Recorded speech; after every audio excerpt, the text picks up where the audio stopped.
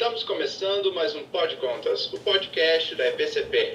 Para mais conteúdo sobre gestão pública, finanças públicas, prestação de contas e outros temas relevantes, nos acompanhe pelas redes sociais, no Instagram em @epcp.tcesp e no YouTube, no canal da Escola Paulista de Contas Públicas. Até lá!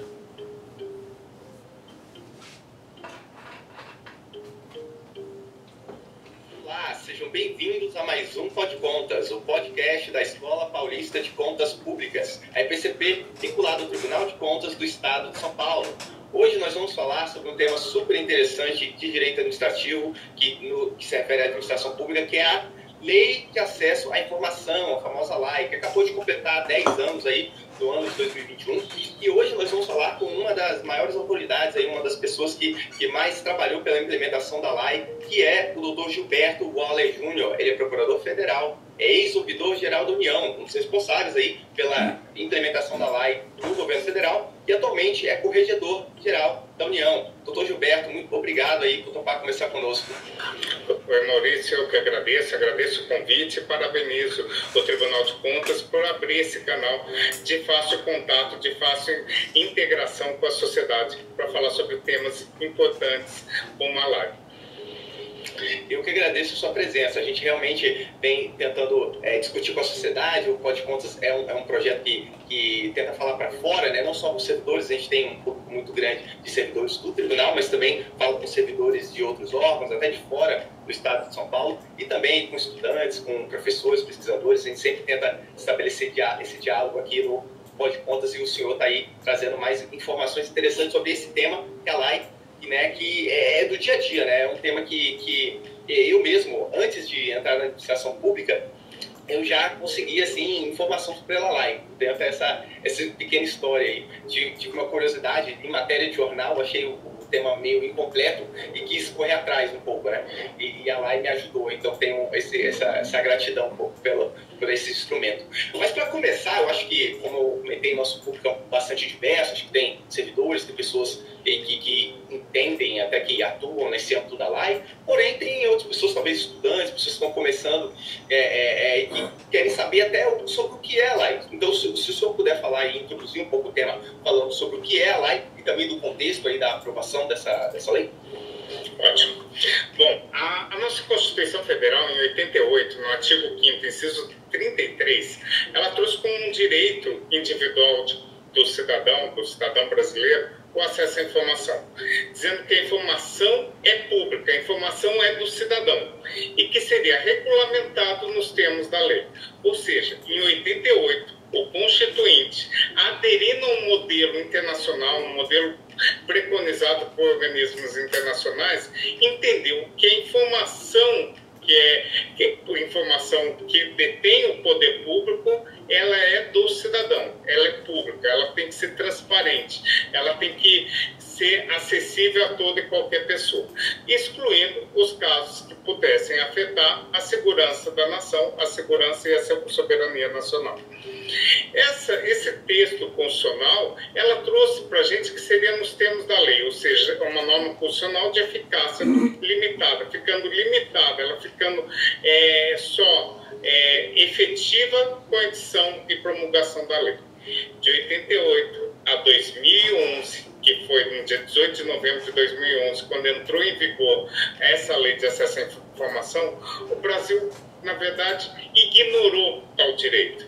O Brasil entendia que a informação era do poder público e ela entregava, ela cedia de acordo com o interessado, ou de acordo com o interessado demonstrar que ele tinha intenção, que ele era parte do processo, que ele poderia ser afetado pelo processo. Ou seja, o direito que era um direito subjetivo do cidadão passou a ser um direito discricionário, em que a administração entregava ou não aquela informação.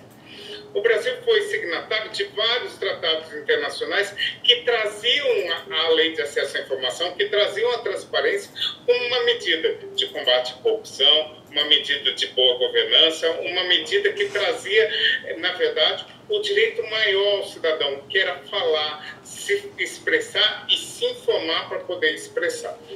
Com base nisso, no Brasil, que ficou adormecida, essa questão legislativa, ela só teve, na verdade, a sua aprovação graças à pressão da sociedade civil, pressão da Associação Brasileira de Jornalistas Investigativos, da ABRAGE, Associação de Organizações Sociais, organismos sociais organizados como o artigo 19, a sociedade se organizou falando, olha, a gente não quer mais essa cultura do sigilo, essa cultura da opacidade, a gente precisa de uma lei de transparência. E nessa lei de transparência, essa lei de acesso à informação, que ela foi costurada, baseada nas melhores práticas do poder de outros países, se a gente for verificar o seu texto, ela é muito voltada para o Poder Executivo Federal e não para outros poderes ou outros entes governamentais. Você verifica como quem pode classificar, o rol ali previsto de quem pode classificar são autoridades do Poder Executivo Federal. A Constituição da Comissão Mista de Reavaliação e Informação, instâncias recursais, a CCGU sendo citada nominalmente na lei. Isso não é uma prática comum para uma lei nacional. O que aconteceu? Era uma lei pensada no Poder Executivo Federal, com a pressão da sociedade, com a demanda da sociedade, com o ordenamento da Constituição, com todos os tratados internacionais, entendeu por bem o Legislativo transformar aquele projeto de lei, que seria do Poder Executivo Federal, para toda a nação, para ser uma lei nacional. E aí começam as suas dificuldades, a questão da implementação, a questão de como aplicar o pequeno município e o Estado, como a União vai adotar, e essas foram as divergências depois trazidas pela aplicação da Lei de Acesso à Informação. Ou seja, é uma lei para o cidadão em que o cidadão brigou, ele foi atrás, ele reclamou, ele trouxe, depois de vários anos, vários anos de inércia, trouxe a aplicação da própria lei. Ou seja, 23 anos depois, por força do cidadão, por força da sociedade civil, trouxemos a lei, que é a lei mais cidadã que tem, que é trazer que a informação é do povo, é do cidadão, é de qualquer um que tenha vontade de saber. Maravilha, maravilha, realmente esse é o espírito da lei, né? Transparência, o cidadão tem, o direito do cidadão importa, né? O direito dele a ter acesso, já que é o cidadão que paga as contas, não é isso, né? É até um dos lemas nossos aqui também no Tribunal de Contas, né? A nossa existência vem disso, né? Desse preceito democrático de que o recurso público é do cidadão, logo o gestor, o recurso não é dele, o gestor tem que prestar conta de como usa o recurso e essa prestação de contas tem que ser colocada de forma transparente para o cidadão ter acesso a saber como estão sendo gastos os recursos públicos. Eu acho que a Lei de Acesso à Informação ela tem uma ligação muito forte com esse espírito também, né? Tanto é que eu vi outro dia alguém fazendo uma comparação da Lei de Acesso à Informação com a Lei de Responsabilidade Fiscal, porque a LRF trouxe já alguns instrumentos de transparência ali, claramente, né, no capítulo sobre transparência na gestão fiscal. Então, eu acho que tem essa ligação muito forte. Eu acho que nós aqui do Tribunal de Contas, a gente leva muito a sério isso daí. Eu acho que temos que espalhar também esse espírito, né? Falar sobre o tema. A Lei Complementar 101, que é a Lei de Responsabilidade Fiscal, foi a primeira a falar sobre transparência pública, mas não de acesso à informação, mas de transparência ativa, de orçamentos. E uma questão interessante foi da questão do orçamento participativo, da possibilidade, da necessidade que os estados tinham de colocar em consulta pública como iria gastar o seu orçamento. Então, isso, na verdade, foi o primeiro passo. E depois consolidado ao cidadão comum, a questão da lei. Fantástico isso. Sim, o crescimento, né, demonstra que de certa forma, por mais que às vezes em algumas áreas possa se dar alguns passos para trás, em outras áreas, e essa sem dúvida é uma área importante que a gente tem dado mais passos para frente. Depois a gente fala também de algum passo para trás, mas vamos falar mais dos passos para frente agora. Aliás, antes disso, de entrar num detalhe, você podia fazer, então, um balanço geral da LAI, porque como são 10 anos de LAI, eu acho que agora a gente já pode ter um tempo mínimo para a gente olhar como como foi fazer uma generalização de como foi essa implementação. Foi positiva? Ou teve... com certeza tivemos alguns probleminhas aí nesse meio tema, mas pelo menos a minha percepção é que foi mais positiva, sim. Só que eu queria ouvir do senhor, né, mais qualificado, como é que foi esse balanço. Ótimo. Lógico, a Lei de Acesso à Informação ela foi promulgada dia 18 de novembro de 2011 e ela teve uma vacatio legis muito pequena. Ela teve uma vacatio legis de 6 meses. Nenhum país do mundo adotou uma lei de acesso à informação e colocou em vigência, colocou a lei em pleno vapor em 6 meses depois. Porque é uma mudança de cultura, uma mudança que prevê, além de um entendimento de que aquela informação hoje, que era discricionária, passou a ser um direito subjetivo, uma questão de armazenamento de documentos, de uma questão de arquivos, de uma questão de uma nova fórmula de classificar informação. A gente tinha antigamente que qualquer servidor pegava um documento, batia um carimbão de confidencial e aquele documento não se tornava acessível a qualquer pessoa. Depois, agora, a gente tem regras de armazenamento, listagem de documentos classificados, a possibilidade de pedir desclassificação de documentos, a informação, como que ela é armazenada. A gente tinha uma questão arquivística no país, que muitos documentos, eles ainda são em papel, isso dificulta o acesso à informação, que a gente prevê agilidade de busca de documento, digitalização, entrega. Então, no começo, essa questão arquivística foi mais complexa. E eu acho que a sua implementação, se eu falei que a Abrage fez um grande papel, a sociedade civil fez um grande papel na aprovação, eu acho que faltou uma mobilização maior da sociedade, dos veículos de imprensa, para discutir essa nova lei, que era uma nova visão. À época da sua aprovação e da regulamentação, um único tema era debatido na imprensa, que era a divulgação de salários de servidor público. Ela era uma lei que ao invés de falar, olha, você vai poder saber quanto custou essa estrada, qual é a fase, você vai poder exercer o controle social, ficou discutindo se o servidor público ia ter sua vida privada devassada com a entrega do seu salário, se aquilo ia trazer um aumento na criminalidade, um sequestro, ou seja, ficou pensando na questão do servidor público, na questão remuneratória, e esqueceu o principal, que era o controle social, que era o que aquilo poderia mudar na vida do dia a dia do cidadão. Então, o cidadão que não tinha esse contato com o servidor público federal ou estadual, não tinha interesse em saber quanto era remunerado, ele via a lei de acesso à informação, nem fazia pergunta, ele nem utilizava a lei para saber, escuta, a linha de ônibus daqui, são quantos ônibus, quando tem que ser trocado aquele veículo, qual é a manutenção, quem fiscaliza, quanto gerou de multa, está sendo cobrado ou não, ou seja, interesses que seriam relevantes para a vida da sociedade. Bom, esse talvez tenha sido um dos fatores, a falta de propaganda, a falta de divulgação e o pequeno prazo para a sua entrada em vigor.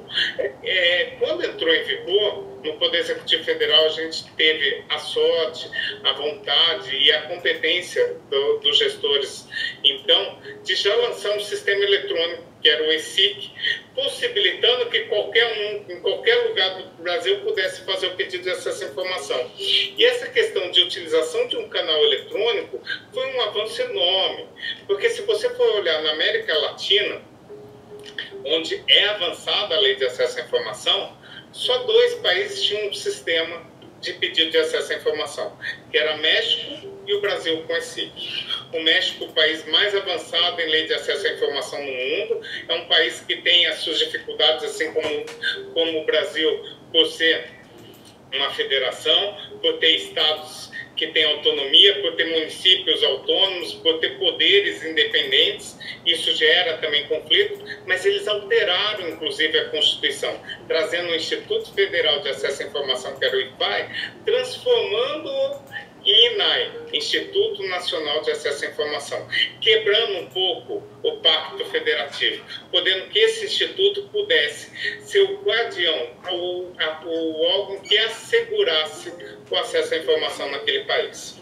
E eu falo disso porque talvez esse tenha sido o grande problema da LAI no país, e como que o cidadão não sentiu, a um primeiro momento, a mudança na LAI.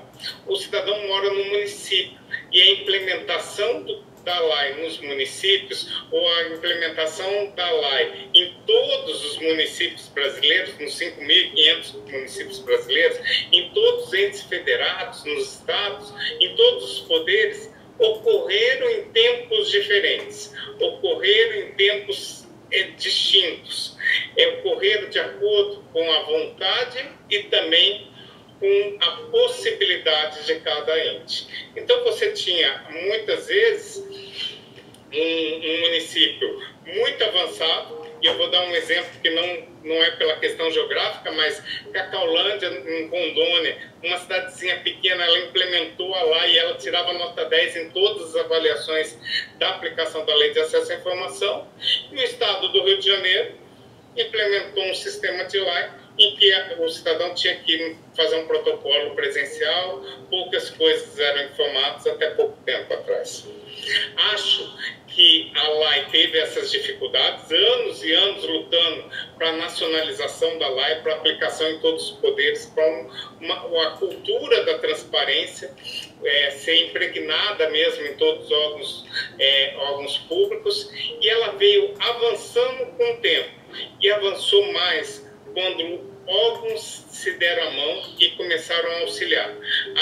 A junção de CGU, Tribunais de Contas, Ministério Público, em incentivar, em trazer, em obrigar, em dar treinamento, em trazer rankings, em cobrar providências, foram fundamentais para que hoje a gente possa saber que todos os estados têm a regulamentação da Lei de Acesso à Informação, em todos os estados há uma cultura de transparência e na maioria, ou na grande maioria dos municípios, tem essa aplicação da LAI.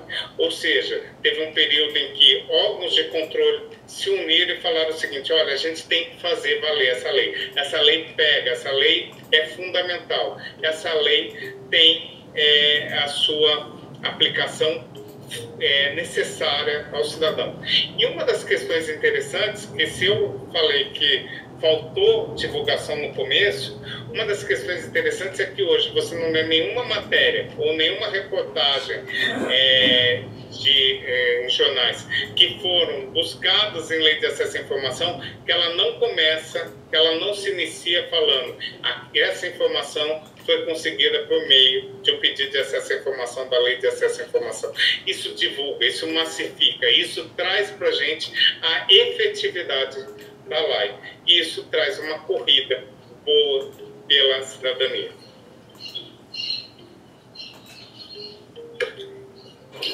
Muito bom. Realmente, a LAI mais do que só uma mudança jurídica, ela vem para causar uma mudança cultural, tanto para o cidadão como para o gestor, né? Acho que realmente essa é uma excelente observação. E agora, falando num ponto negativo, por isso que a gente ia voltar, eu acho que o senhor mencionou aí também, por exemplo, alguns entes que exigem um protocolo presencial, que realmente é totalmente contra o espírito da lei, né? Você está burocratizando, exigindo mais tempo, mais dinheiro, recurso, porque tempo né? E recurso, cara, tem que gastar se deslocando, realmente é uma dificuldade extrema, e a gente vê alguns outros, né, como justamente órgãos que eventualmente peçam um cadastro, né, você tem que botar todos os seus dados lá para ter e ainda justificar, você se cadastra, coloca todas as suas informações, depois diz, eu quero essa informação para quê? Ou seja, você tem que dizer, isso daí é quase como, na realidade, o órgão está exigindo transparência do cidadão total, todas as informações e ainda a finalidade, ou seja, inverteu aí quem tem que motivar seus atos, ter a finalidade conforme a lei, etc., diretamente é o Estado, né? O cidadão ele tem que ter acesso à informação simplesmente porque é ele que financia toda essa questão, né? Então, eu acho que é um pouco em alguns entes está sendo um pouco invertido, ou também tem um outro problema que eu vi assim, com algumas pessoas que ONGs costumam comentar, é que às vezes você tem ente que você faz o pedido, ele não é respondido e acabou, ou seja, meio que cai no limbo, assim, né, é ignorado. Então, eu queria saber do senhor, assim, quais são, então, as melhores práticas e até se você pudesse citar tanto as práticas do governo federal, mas também eventualmente outros entes, assim, como que apesar de todos esses problemas, então, quais são as melhores práticas para você garantir, ou seja, do ponto de vista até do gestor, garantir a correta e boa aplicação da lei conforme o seu espírito, né? Não só o que tiver expressamente escrito ali, mas às vezes a pessoa absorver o espírito da transparência da administração pública. A gente tem, na verdade, assim, a gente tem uma amarra da lei, porque ela fala que os pedidos devem ser feitos por pessoas identificadas. E daí, nesse identificado, o que acontece? Muitos órgãos chegaram à identificação máxima, né? Um cadastro muito completo. A minha leitura de identificado ou identificável a pessoa é para dizer que é um ser humano, é para você retirá-lo de um pedido de robô, em que alguém vai disparando pedidos e inviabiliza, na verdade, o Poder Executivo, o órgão público, de responder a lei ou suas atividades. Então, assim, o identificado, para mim, eu acho que no espírito da lei, é para saber que foi feito por uma pessoa física ou jurídica, mas que não necessariamente você precisa trazer um cadastro mais completo. Nesse aspecto, inclusive, a gente tem que, como você falou, de o que vai ser utilizado, ou de o que você vai fazer com esse pedido, a lei veda expressamente. Isso é um ato que afronta diretamente a lei de acesso à informação. Isso é um ato que tem que ser apurado. Se um gestor faz isso pela sua corregedoria, por prática de improbidade, porque ela fere o espírito e fere o texto legal da lei. Tem alguns órgãos que foram de forma mais sutil, trazendo um termo de responsabilidade que ele estava recebendo aquela informação e não utilizaria aquilo e colocava alguns senões para a utilização. A utilização, depois que ele recebeu, é dele, ele faz o uso como ele quiser. Se ele mal fizer o uso, cabe a responsabilização pelo mal feito do uso daquela informação que ele obteve legalmente, né? Se ele vai pegar aquilo para difamar, para poder trazer uma charge, alguma coisa assim, quem utiliza da informação que tem que ser responsabilizado. E esse é um perigo, porque hoje muitos usuários, muitos gestores públicos estão com vias da LGPD, utilizando a LGPD como fundamento para não entrega. Ou seja, o espírito das duas leis, acesso à informação e LGPD, é para garantir o quê? O acesso à informação pública, o acesso à informação que pode ser prestado, o acesso à informação que tem que ter como regra a sua transparência. Uma boa prática que a gente verificou, Maurício, com o passar do tempo, é a questão do que a gente fala de um outro tipo de transparência, não só mais a passiva e não só a ativa, como aquela da Lei Complementar 101, mas a transparência proativa. É verificar aqueles casos que mais geram curiosidade no cidadão e colocar aquilo em transparência ativa, possibilitando que o cidadão consulte, possibilitando que o cidadão pesquise, possibilitando que o cidadão que reutilize aquela informação.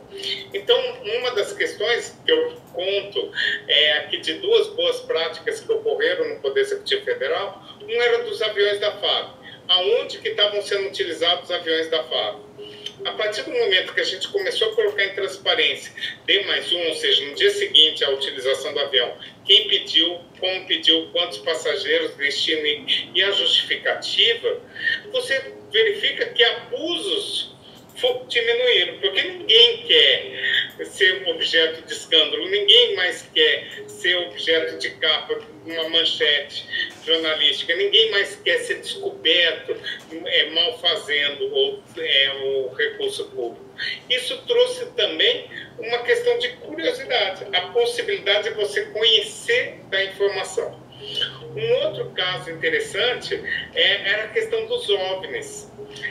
OVNI foi, durante um bom tempo, acho que os 6 primeiros meses da LAI, o maior caso de pedido de acesso à informação, registros das forças aéreas, da Força Aérea, sobre OVNI, sobre o que aconteceu. Era uma sociedade civil bem organizada, conheceu da LAI, e o primeiro pedido teve repercussão, e assim foi, divulgando. E toda essa documentação, como era discricionária, era tratada como secreta, sigilosa. A partir do momento que ocorreram esses pedidos de acesso à informação, a Força Aérea começou a verificar a temporariedade, a questão de registro, e começou a colocar no arquivo público, ou seja, possibilitando qualquer cidadão a conhecer os registros de OVNI no país. Você verifica que é uma questão tão latente que hoje está sendo discutido essa questão de registros nos Estados Unidos, em que registros da NASA serão colocados em acesso ao público para saber se for detectado ou não foi. Isso é matéria jornalística de tempos em tempos, isso é uma matéria de interesse da humanidade, de saber se há registros, há indícios de vida em outro planeta. Uma questão que gera curiosidade e, por isso, precisa estar em transparência ativa, precisa mudar essa cultura. O sigilo só gera mais curiosidade. Depois que você mostra, você deixa translúcido, você demonstra aquilo que não tem nada a esconder, fica melhor para você tratar, e especialistas vão tratar do tema. Vai ter uma outra visão sobre o tema, a gente vai conseguir debater o tema. E essa talvez seja a próxima etapa da Lei de Acesso à Informação, que é a questão dos dados abertos. A possibilidade de dar informação, mas não mais em PDF, em documento não reutilizado, mas sim em uma plataforma para você utilizar aquela informação, estudar, implementar, você fazer cruzamento de dados. Uma das questões agora na corregedoria que sempre chamou a atenção é o seguinte: há um discurso reiterado de que servidores públicos concursados praticam menos irregularidades que aquele que só tem um cargo em comissão. Foi feito um estudo, foi feito um cruzamento, hoje a gente consegue fazer esse cruzamento para saber se isso é verdade ou não. E eu posso assegurar que em determinados assuntos é verdade, em determinados assuntos não é a realidade. Servidores melhor remunerados praticam menos corrupção do que servidores mais remunerados. A gente tem que fazer um estudo, tem que verificar qual tipo de exposição, qual tipo de trabalho. Eu quero fazer esse cruzamento, e para fazer hoje esse cruzamento, se eu não tenho dados abertos, eu tenho que fazer um trabalho muito grande, um trabalho hercúleo, de poder baixar documento, cruzar outras informações. Ou seja, se o Estado dá essa informação, pesquisadores, sociedade civil conseguem fazer esse cruzamento e influenciar diretamente políticas públicas. Nos Estados Unidos é interessante que o modelo que eles adotam, um modelo mais financeiro, não é 100% aplicável ao país, mesmo porque eles podem cobrar de um pedido de acesso à informação. Então, se ele não tem aquela informação, ao invés de simplesmente negar, ele fala o seguinte: eu não tenho, mas posso produzir a um custo de X. E muitos cidadãos vão lá e pagam. Ou então, por exemplo, o FBI ele é autorizado a mentir. Se você perguntar, eu tenho alguma investigação em meu nome, pode ter uma mentira que não acarreta aquilo em prejuízo. Fala, não tem. E aquilo vigora, ou seja, há exceções. Cada país foi criando umas exceções. O Chile, que é avançado na questão de acesso à informação, ele retirou de possível acesso à informação as informações relacionadas às estatais, porque entende que é uma questão estratégica do país. A gente sabe que o Chile tem uma economia muito forte na questão de extração de cobre e energia feita por estatais, e você não tem essa informação de quanto custa, de como é feito. No Brasil, entendeu-se de forma diferente. Em muitos países, a área de inteligência, ou relatórios de inteligência, não são acessíveis, ou questões de defesa. No nosso país, tudo foi empregado. Ou seja, a gente tem um leque enorme de informações a serem buscadas e serem trabalhadas, estudadas, melhoradas e influenciadas com uma outra visão à política pública, à confecção de uma política pública. Então a gente tem que aproveitar que a nossa lei talvez seja a mais expansiva possível para conseguir essa informação, estudar e melhorar. São ótimos casos citados, muito bons os casos. Eu estava pensando se o cara que perguntou para o FBI, né? Tem investigação em meu nome? Aí o FBI olha, não tem. Aí ele fala, não tem, mas agora vai ter. Por que você está perguntando? Acho que deve ter um motivo, né? Então, você sabe que a CGU, o primeiro caso que ela recebeu foi de um servidor que perguntou se tinha alguma investigação em nome dele. A gente falou, mas por que ele está tão interessado assim em saber se tinha uma investigação? E tem essa curiosidade, né? Ah, com certeza, com certeza. E aí dá vontade de investigar para saber, né? Então não tem, aí depois você responde, aí você abre a investigação e aí você também não omitiu. Só para tranquilizar todos os ouvintes, podem fazer que a gente não faz esse tipo de trabalho.